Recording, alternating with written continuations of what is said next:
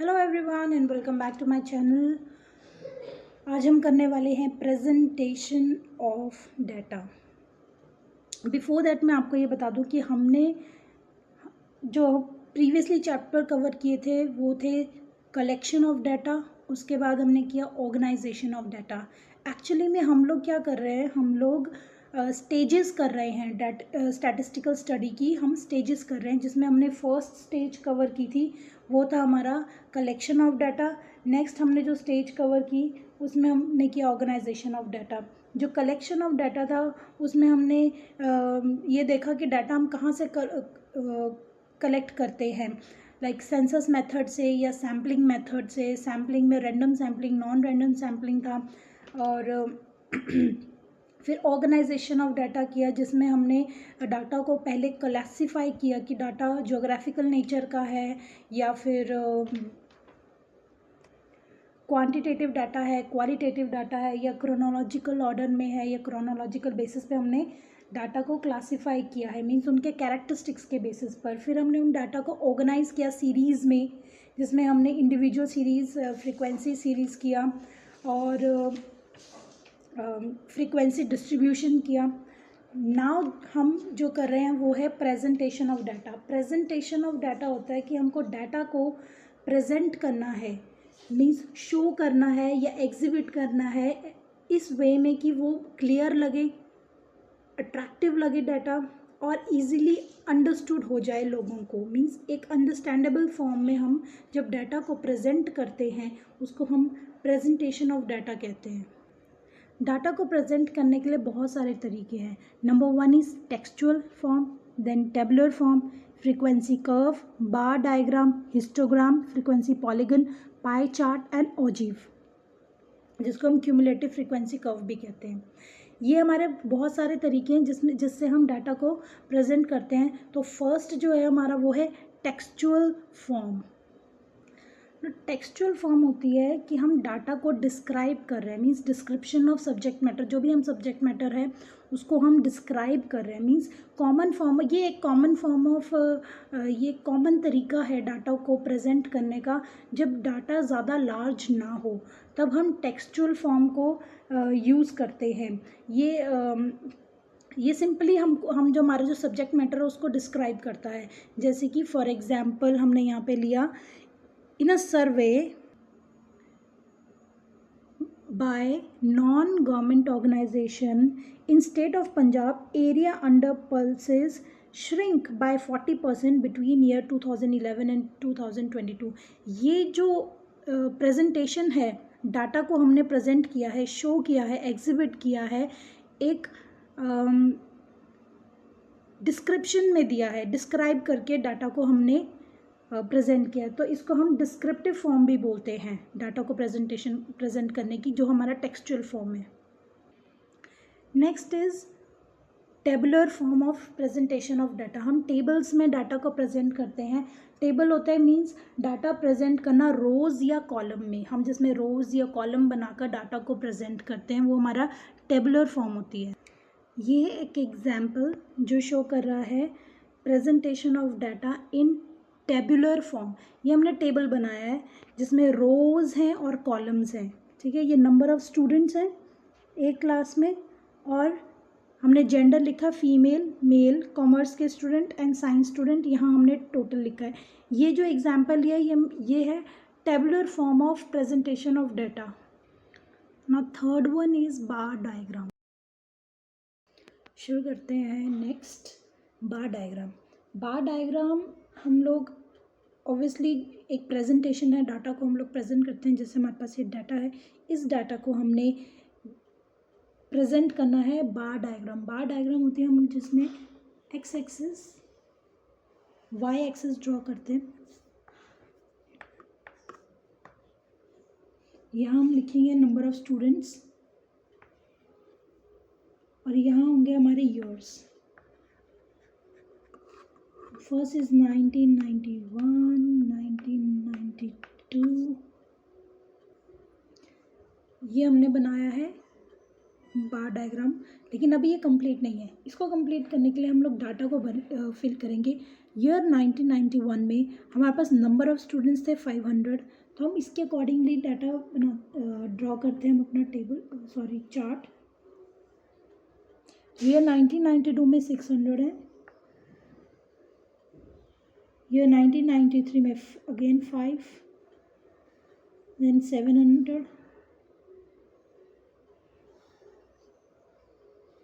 Then last 750।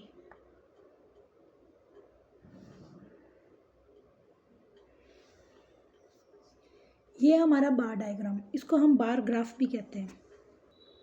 बार diagram से related या फिर प्रेजेंटेशन ऑफ डाटा में जितने भी हमारे पास प्रेजेंटेशन डाटा को प्रेजेंट करने के वेज हैं वो सारे इम्पॉर्टेंट इसलिए क्योंकि हमें पता होना चाहिए, अदरवाइज़ ये कुछ खास डेप्थ में नहीं है और कुछ बहुत ज़्यादा इम्पॉर्टेंट नहीं है, बट ये थोड़ा सा बेसिक है कि हमको प्रेजेंटेशन कैसे करनी है डाटा की। तो बार डायग्राम में सबसे पहली चीज़ ये होगी कि जो बार बनेगा उसकी विड्थ जो होगी, सारे बार्स की विड्थ सेम होगी और जो गैप होगा बीच में वो नेसेसरी है, होना चाहिए, और वो जो गैप है वो उनका डिस्टेंस भी सेम होगा। जो हमारा बार डायग्राम होता है वो हमारा यूज़ होता है क्रॉस सेक्शनल डाटा के लिए। क्रॉस सेक्शनल डाटा होता है जब हम डाटा कलेक्ट कर रहे होते हैं, मींस फर्स्ट स्टेज की बात हो रही है, कलेक्शन ऑफ डाटा, देन हम लोग डाटा ऑर्गेनाइज करते हैं, फिर प्रेजेंटेशन करते हैं ना डाटा की। लेकिन जो फर्स्ट स्टेज है वो है कलेक्शन ऑफ डाटा। जब हम डाटा को कलेक्ट करते हैं उस टाइम जो हम लोग डाटा कलेक्ट कर रहे होते हैं वो उसको बोलते हैं हम क्रॉस सेक्शनल डाटा, क्योंकि वो हमने एक पर्टिकुलर टाइम पीरियड में कलेक्ट किया है।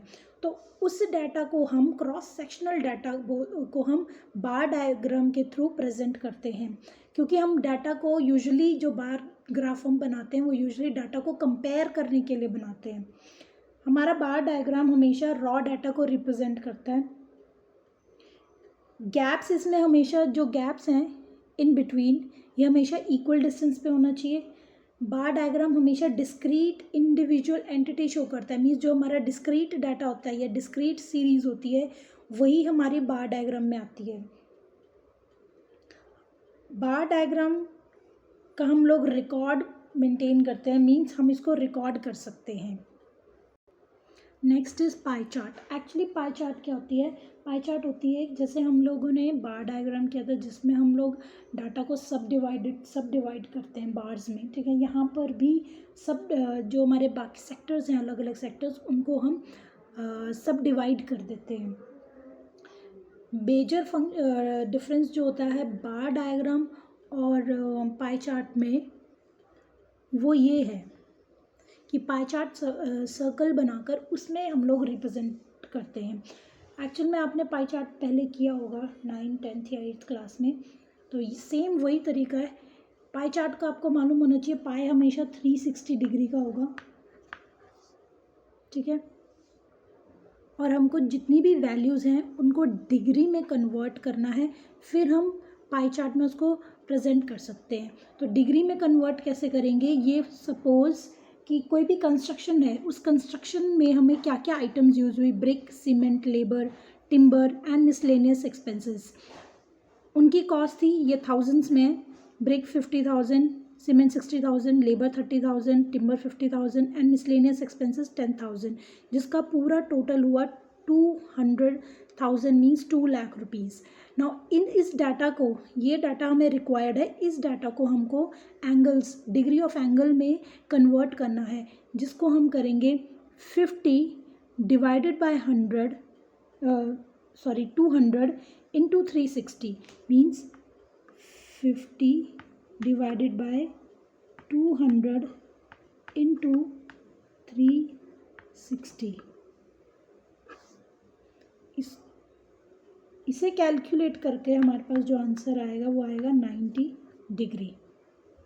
तो 90 डिग्री हम यहाँ लिखेंगे। सेम वे हम सबको सॉल्व करेंगे। ये हमने बाकी के सारे सेक्टर्स, ये जितने भी सेक्टर्स थे, ये सभी सेक्टर्स को हमने डिग्री में कन्वर्ट किया।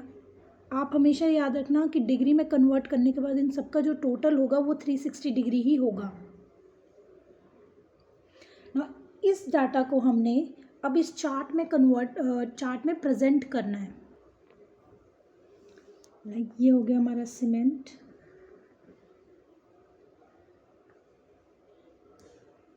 Brick,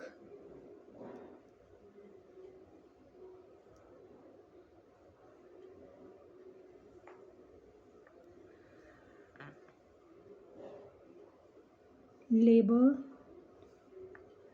timber and miscellaneous. ये हमारा पाई चार्ट बन गया, जिसको हम शेडेड पोर्शन में या किसी भी तरीके से शो कर सकते हैं।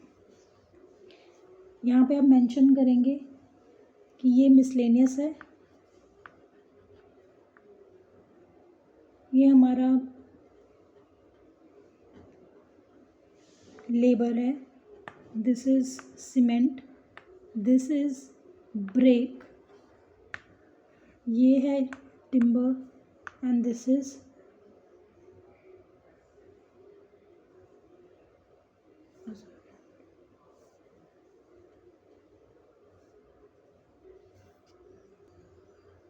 ये मेंशन किया टिम्बर। नाउ ये हमारा पाई चार्ट बन गया। पाई चार्ट में सिर्फ इतना है। हम पाई चार्ट में क्या करते हैं, फिर से बताती हूँ कि हम लोग जो डाटा है, जो हमारे पास डाटा अवेलेबल है, चाहे वो अमाउंट में है या क्वांटिटी में है, उसको हम पहले डिग्री में कन्वर्ट करेंगे, उसके बाद हम पाई चार्ट बनाएंगे। पाई चार्ट हमेशा कंपैरिजन के लिए होता है और पाई चार्ट स्टैंडर्डाइज फॉर्म में होता है, मीन्स 360 डिग्री है। इस 360 डिग्री को हम 100% भी कह सकते हैं। ये 360 को हम 100% भी कहते हैं, मीन्स दिस ऑब्वियसली ये 360 डिग्री का सर्कल है, बट हम इस 360 डिग्री को कह सकते हैं कि ये 100% है। हम परसेंटेज के अकॉर्डिंगली इसको 360 को हम 100% अज्यूम करके चलते हैं। Now next is histogram. First हमने किया था textual presentation of data, then tabular presentation of data, then bar diagram जिसको हम बार ग्राफ भी कहते हैं, फिर हमने किया pie chart, now we are doing histogram. Histogram हमेशा याद रखना, बार डायग्राम और हिस्टोग्राम में डिफरेंस है। वो डिफरेंस अभी मैं आपको बताऊंगी। जो सबसे बड़ा मेजर डिफरेंस है वो ये है कि बार डायग्राम में आप डिस्क्रीट डाटा को लेते हो। ध्यान से याद रखना, क्योंकि लास्ट जो चैप्टर मैंने ऑर्गेनाइजेशन ऑफ डाटा कराया था उसमें मैंने आपको डिस्क्रीट और फ्रीक्वेंसी डिस्ट्रीब्यूशन के बीच में बताया था। डिस्क्रीट डाटा क्या होता है, फ्रीक्वेंसी डिस्ट्रीब्यूशन क्या होती है। जो डिस्क्रीट सीरीज़ होगी वो हमारी बार डायग्राम रिप्रेजेंट करेगी, मींस डिस्क्रीट सीरीज से हम बार डायग्राम बनाते हैं, और फ्रीक्वेंसी डिस्ट्रीब्यूशन जिसमें हमारे पास कॉन्टिन्यूस सीरीज चलती है उससे हम लोग हिस्टोग्राम बनाते हैं। ये सबसे बड़ा डिफरेंस है। ग्राफ ऑलमोस्ट सेम बनने वाला है, X axis, Y axis and origin. हमने यहाँ पे नंबर ऑफ स्टूडेंट्स लिखे हैं और यहाँ पर हमने मार्क्स मेंशन किए हैं। नाउ हिस्टोग्राम और बार डायग्राम में क्या डिफरेंस है। बार डायग्राम में मैंने आपको बोला था कि जो बार्स होते हैं उनके बीच में गैप होता है, ठीक है, और वो इक्वल डिस्टेंस होता है गैप में, लेकिन हिस्टोग्राम में कोई भी गैप नहीं होगा। सेकेंडली जो डिफरेंस था, बार डायग्राम में जो बार्स की विड्थ होती है वो हमेशा सेम रहती है, लेकिन हिस्टोग्राम में ऐसा कुछ नहीं है। बार की जितनी भी विड्थ होगी वो अनइक्वल हो सकती है, ज़रूरी नहीं है कि जो विड्थ आए वो सेम आए। तो इसको हम लोग पहले पॉइंट से ड्रॉ करते हैं। 5, then 10, 15, 20 and 8।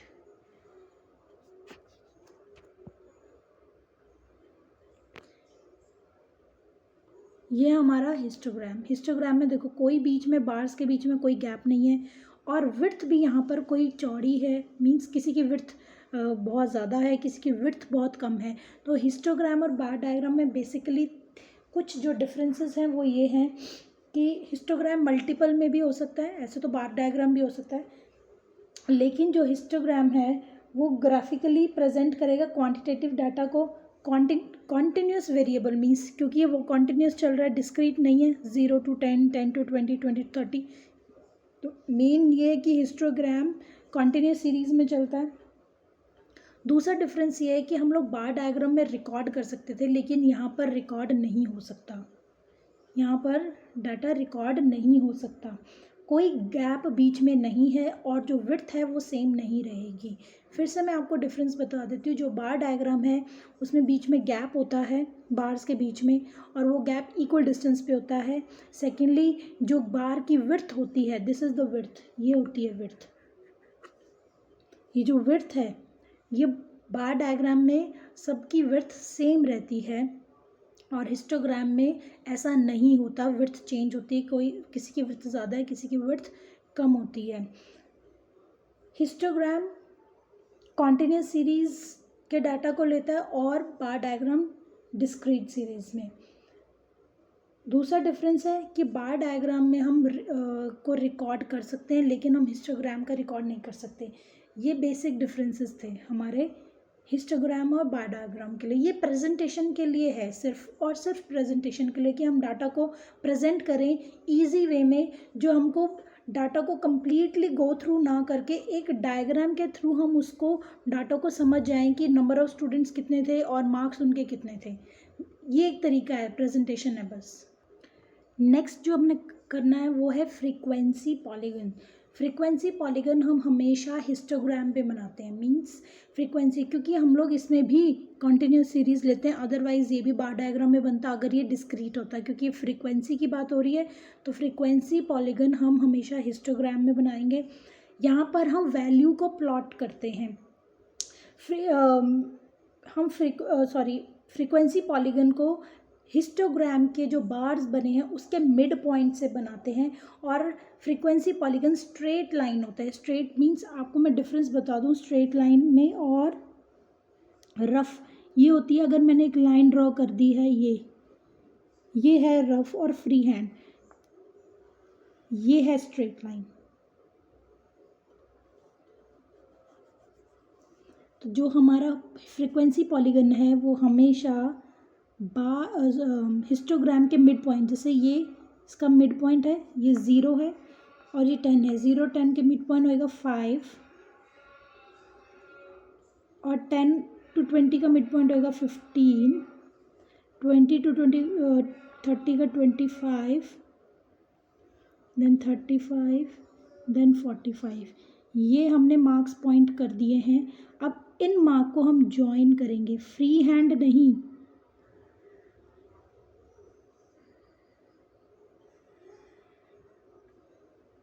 Straight line.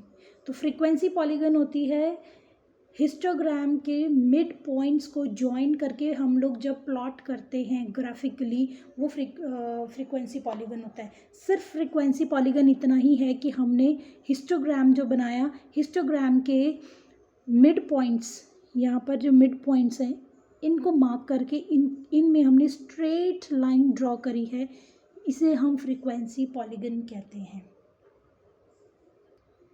Next is frequency curve. Frequency curve और फ्रीक्वेंसी पॉलीगन दोनों ही हिस्टोग्राम पे बनेंगे, दोनों ही कंटिन्यूस सीरीज़ में बनेंगे। दोनों में सिर्फ एक ही डिफरेंस है और कोई डिफरेंस नहीं है। वो डिफरेंस सिर्फ ये है कि ये भी हिस्टोग्राम के मिड पॉइंट से ही बनता है जैसे फ्रीक्वेंसी पॉलीगन बनता है।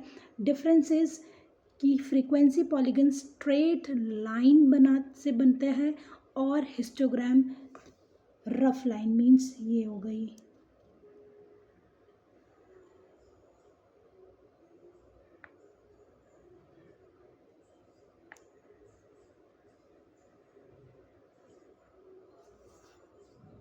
This is the only difference कि फ्रीक्वेंसी कर्व हम फ्री हैंड बनाते हैं लाइन को, और फ्रीक्वेंसी पॉलीगन में हम स्ट्रेट लाइन बनाते हैं। This is the only difference between frequency polygon and frequency curve, otherwise कोई डिफरेंस नहीं है।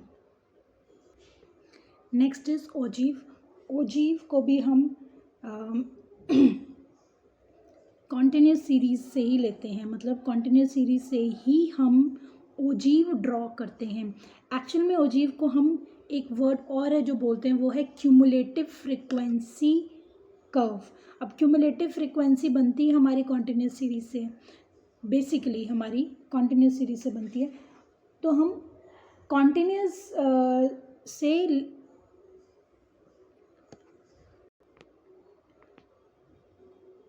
ऑजीव को ड्रॉ करने की कोशिश करेंगे, लेकिन ऑजीव के बारे में एक चीज़ याद रखना कि हम इसमें less than and more than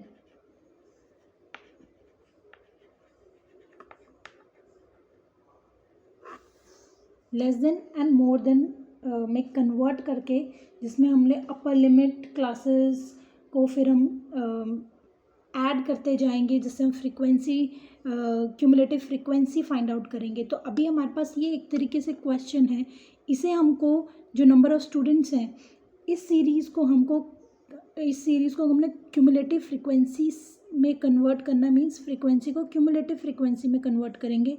उसके बाद हम ओजीव ड्रॉ करते हैं। एज आई टोल्ड यू कि हम इसको लेस देन और मोर देन में इस टेबल को पहले कन्वर्ट करेंगे। तो 0 to 5 था, 5 to 10, 10 to 15, इसे हमने लेस देन में कन्वर्ट किया, means less than 5, less than 10, less than 15, less than 20, less than 25, less than 30, less than 35, less than 40। और फ्रीक्वेंसी को हमने क्यूमुलेटिव फ्रीक्वेंसी में कन्वर्ट किया। जो मैंने आपको लास्ट चैप्टर में बताया, क्यूमुलेटिव फ्रीक्वेंसी में हम कैसे कन्वर्ट करते हैं। जो फ्रीक्वेंसी है वो फर्स्ट सेम रहेगी, उसके बाद हम ऑल्टरनेट को कॉरेस्पॉन्डेंट को ऐड करते जाएंगे। 6 + 4 10, 10 + 10 20, 10 + 20 30, 25 + 30 55, 22 + 55 75, 77। ये हमारा एक टेबल बना है लेस देन का। सेम वे हम मोर देन को भी बनाएंगे। ये बनाई हमने more than 0, more than 5, more than 10, more than 15, more than 20, more than 25, more than 30 and more than 35। और इसमें हमने क्यूमुलेटिव फ्रीक्वेंसी को बनाया। ये हमारा एक टेबल बनाया। अब हमको इसकी ज़रूरत नहीं है। अब हम ओजीव जो बनाएंगे वो मोर देन और लेस देन से बनाएंगे। ये है टेबल जिसमें हमने मार्क्स को एक्स एक्सिस में लिखा है और नंबर ऑफ स्टूडेंट्स को वाई एक्सिस में। जो हमने लेस देन और मोर देन की सीरीज़ बनाई है, इनको हम इसमें प्लॉट करेंगे कर्व्स बना के। स्टार्ट करेंगे हम लेस देन से स्टार्ट करेंगे। तो लेस देन 5 मीन्स 0 से स्टार्ट होगा। फर्स्ट इज़ 4, लेस देन 5 कितना है 4, लेस देन 10 है 10, लेस देन 15 है क्यूमुलेटिव फ्रीक्वेंसी 20। ये धीरे धीरे टेबल आएगा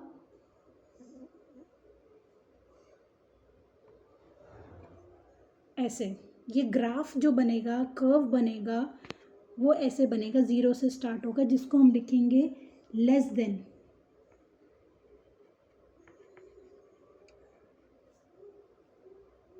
अब हमने बनाना है more than. More than 0 100, more than 0 है मीन्स हम लोग स्टार्ट करेंगे ऊपर से 100 से। मोर देन 0 100 है। More than 5 96, more than 10 90, 80 70 45। ये मोर देन नीचे की तरफ जाएगा और लेस देन ऊपर की तरफ गया है। Now more than and less than, जिस पॉइंट पर ये इंटरसेक्ट करेगा इस पॉइंट को कहेंगे मीडियन।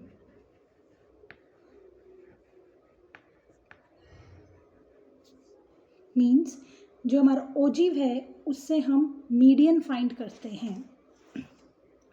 ओजीव के क्या कैरेक्टरिस्टिक्स हैं?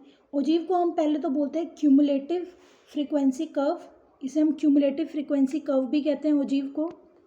सेकेंडली, ओजीव के थ्रू हम quartile deviation, actually quartile deviation जो नेक्स्ट चैप्टर है सेंट्रल टेंडेंसी का, उसमें मैं आपको क्वार्टाइल के बारे में समझाऊंगी।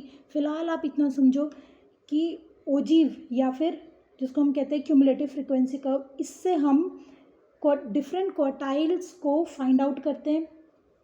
सेकेंडली मीडियन फाइंड होता है ओजीव के थ्रू, जहाँ पर अबव कोई भी ऑब्जर्वेशन या कोई भी केस अबव या बिलो वैल्यू है उसको भी ओजीव से हम आइडेंटिफाई करते हैं।